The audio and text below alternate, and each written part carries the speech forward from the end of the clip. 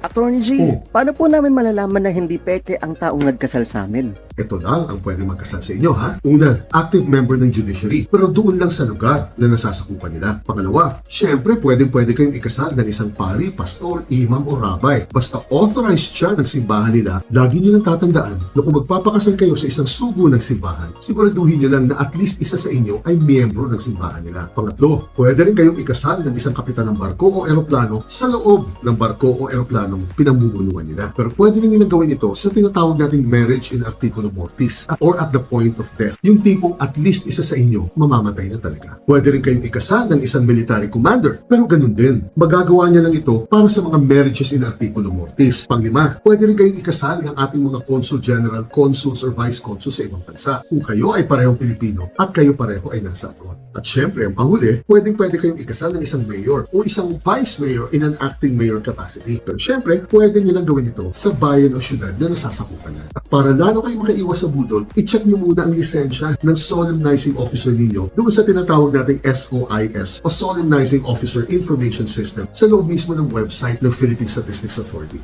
Isa sa legal requirement para maging valid ang kasal natin ay dapat may legal authority ang ating solemnizing officer. Kaya kung valid na kasal ang gusto mo, aba, ikay manigurado. Gilian!